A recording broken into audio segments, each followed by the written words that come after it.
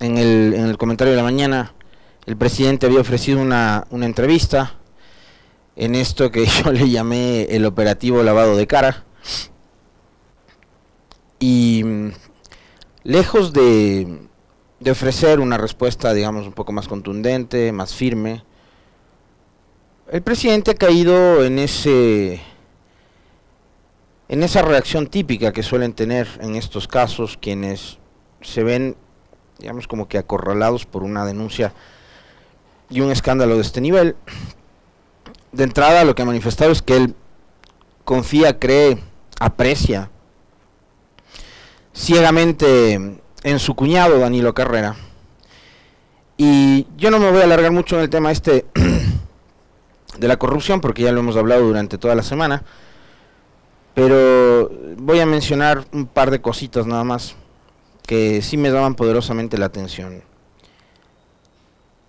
y que tiene que ver con la doble moral de quienes hacen opinión pública y de quienes hacen periodismo, quienes se las dan de analistas, sobre todo en redes sociales y más todavía en Twitter, que es la red más tóxica, ¿no? Y donde se habla mucho de política. Y es que depende de quién sea el actor o quién sea el implicado. Dependiendo de eso, vamos a ver el nivel de respuesta, el nivel de crítica o el de ataque, ¿no? Por eso yo les ponía de ejemplo el otro día lo sucedido con respecto de Rafael y Fabricio Correa, porque en aquella época se dieron el tiempo y se dieron la molestia,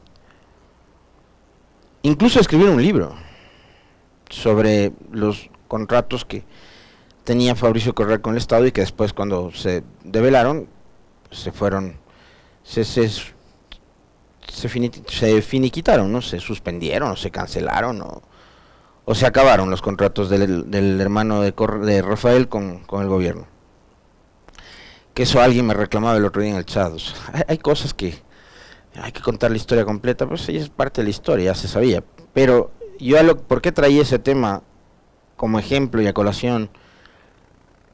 Justamente por lo que empecé diciéndoles, la doble moral, el doble estándar, el doble rasero que tienen sectores que están relacionados con el periodismo, con la opinión pública y demás. Y les digo por qué, porque por ejemplo en mi caso, en aquella época, yo trabajaba en un canal privado de televisión. Todavía no estaba haciendo radio, me parece, por esos años. Pero ya empezaron a surgir las famosas redes sociales y algo el Twitter, ¿no? Y yo en esa época tenía la misma postura que tengo hoy. O sea, el mismo nivel de criticidad que tuve cuando salió el famoso escándalo de los contratos de Fabricio Correa con el Estado, así como ahora que han salido los escándalos de la rifa de las empresas públicas a cargo de, supuestamente, el cuñado del presidente. He tratado de mantener la misma coherencia, de ser crítico ahora como lo fui antes. Antes no me importó que haya sido Correa, hoy no me importa que sea Lazo, ayer no me importaba que sea Lenín Moreno y sus hermanos. A eso me refiero.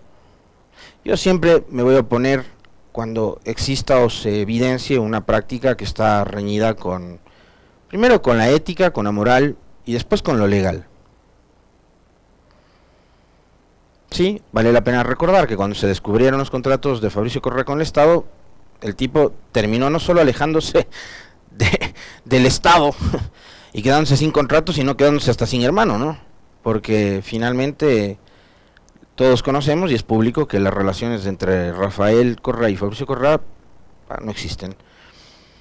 Pero quienes en esa época fueron extremadamente críticos, fueron mordaces, fueron, si me ayudas con un papelito, me acabo de bañar con el café. Hoy no lo son.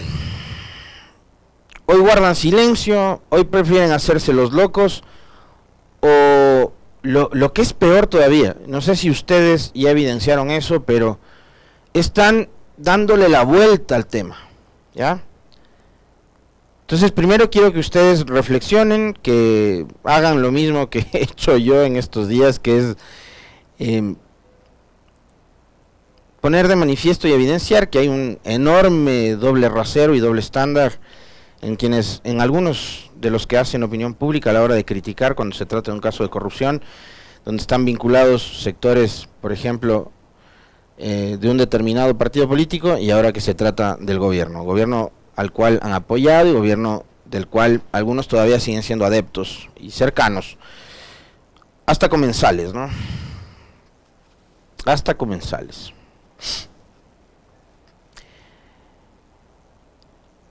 Y eso también se evidencia, por ejemplo, cuando en estos audios el señor Cortázar,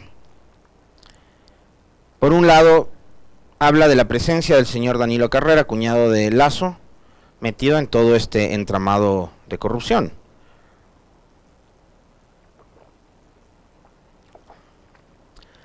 Entonces hay un sector de la política y un sector del periodismo toma una postura. Quienes le dan fe a Cortázar cuando habla de Danilo Carrera, y quienes prefieren cerrar la boca y hacerse los ciegos, sordos y mudos cuando habla de Danilo Carrera. Entonces, ahí la declaración de Cortázar simplemente no vale. Entonces no hay periodicazos, no hay titulares de prensa, no hay tweets, no hay nada. Pero en cambio cuando Cortázar menciona a Ronnie Aliaga, ahí sí hay que quitarle la inmunidad parlamentaria, hay que quitarle la custodia policial, y hay que nuevamente volver a hablar de la famosa piscina de los gorditos y los tetones.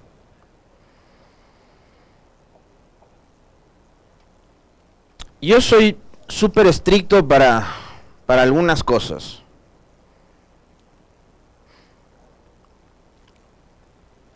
Para no mezclar el buen whisky con agua y para escoger amigos. A mí los 5 dedos de una de mis manos, aquí me sobran dedos para decir quiénes son mis amigos. Para eso soy súper estricto, exigente, para escoger amigos. A la piscina yo me meto únicamente o con mi hija o con mi pareja a la piscina. No me meto con hombres a la piscina.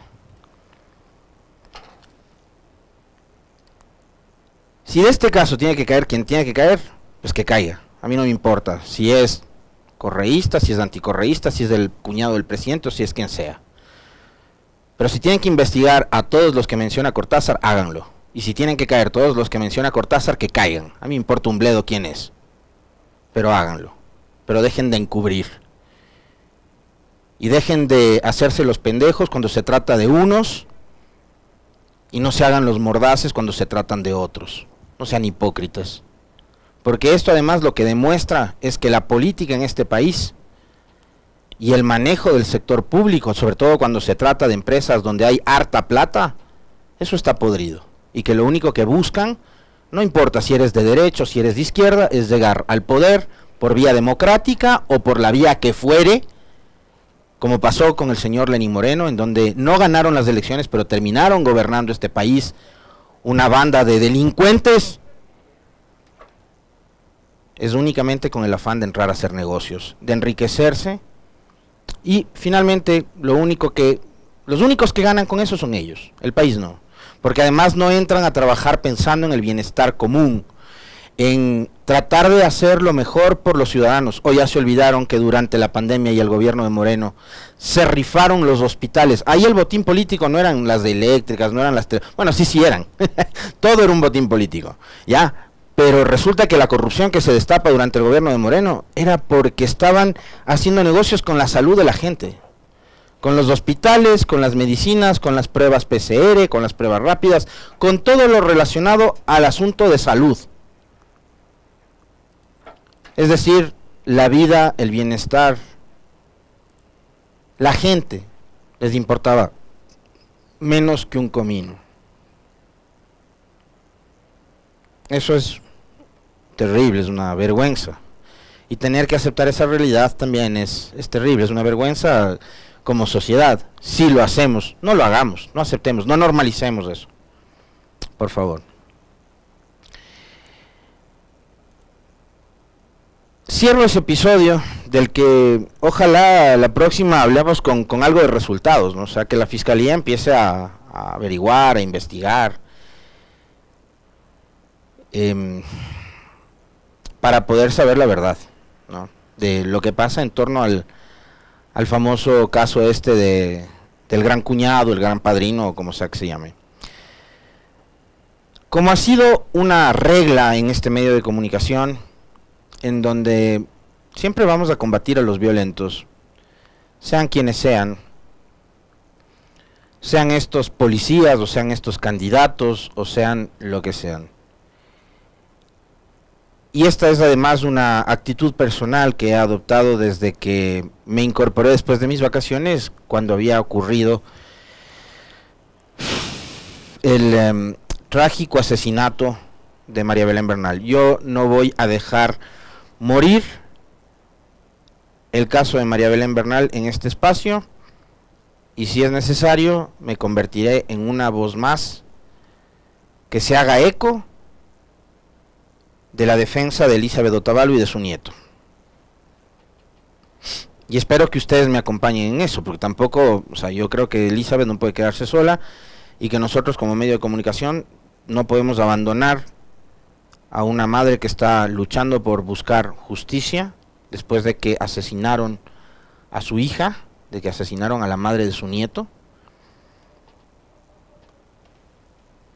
y de que, como van las cosas, aparentemente, más allá del hecho puntual del asesinato, parecería que no se va a conocer la verdad, toda la verdad, después de ocurrido el asesinato y todo lo que pasó después.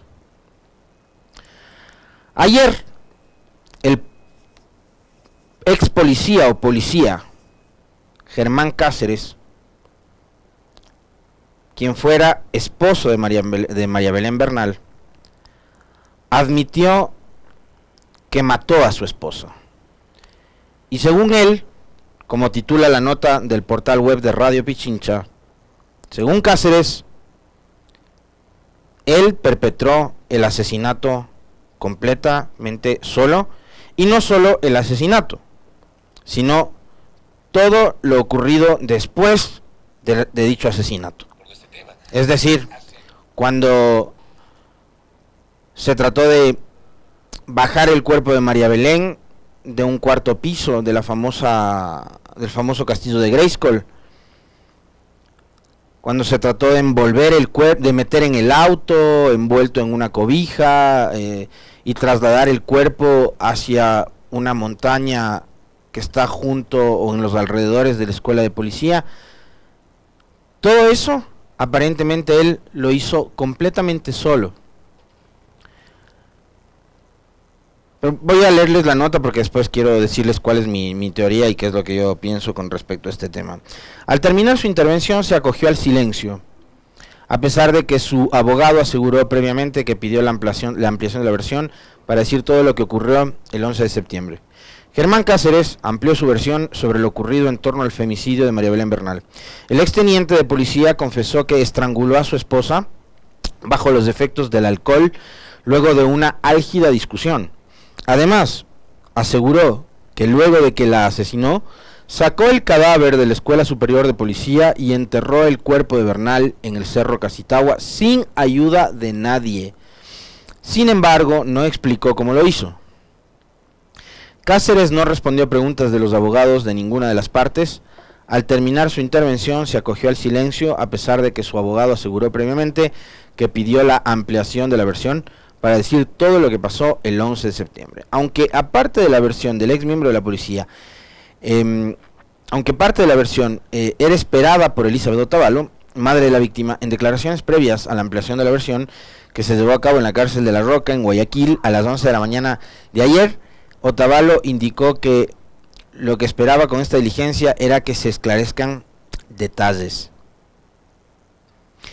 Indudablemente todos sabemos que el femicida es él, pero quisiera saber esos detalles. ¿Cómo la sacó? ¿Dónde la escondió? ¿Y cómo llegó el cuerpo al Cerro Casitagua?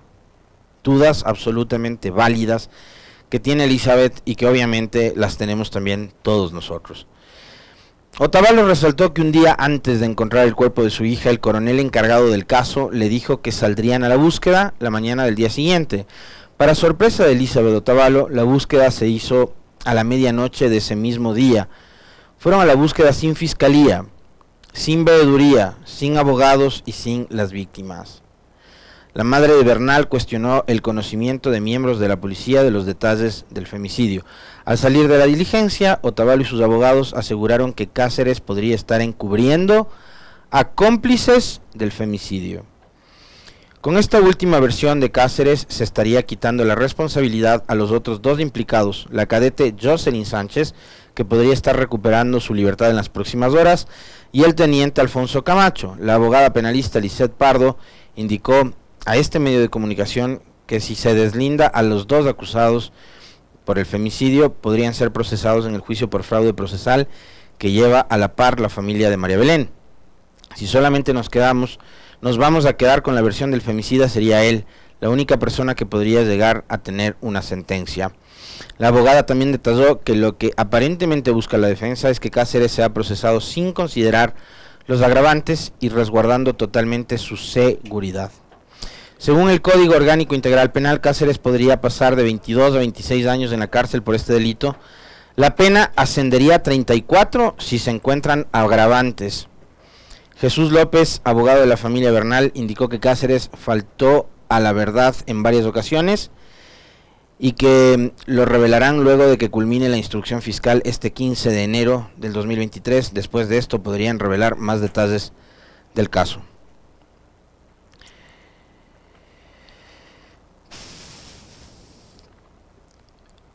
La pregunta es, claro, suscribiendo además las dudas que tiene Elizabeth Otavalo, un tipo que estaba en completo estado de ebriedad, que no podía mantener el equilibrio cuando estaba en su motocicleta, que además estaba ofuscado, casi loco, porque hay que estarlo para asesinar estrangulando a su esposa, estaba en condiciones de cargar un cadáver.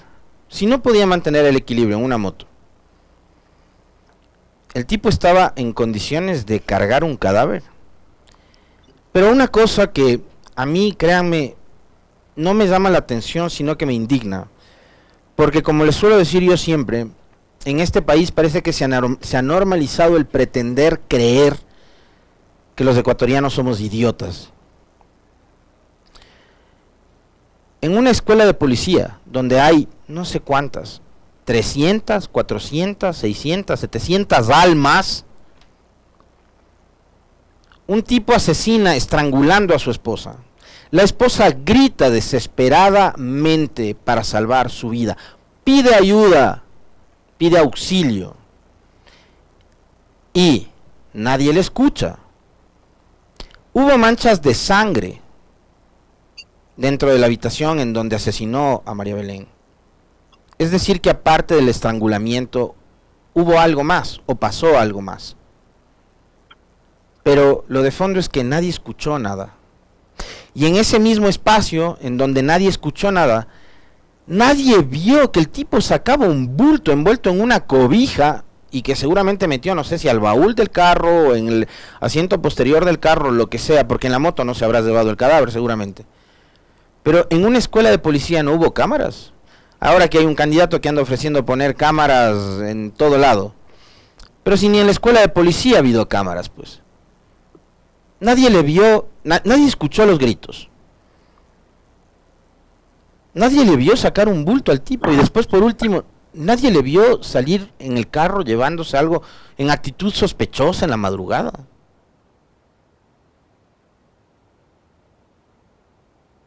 En serio, dejen de creer, todos los que están detrás del caso de María Belén y muchos otros casos, como por ejemplo el pretender decirnos que el cuñado del presidente estuvo en Washington de coincidencia, de casualidad y apareció para la foto.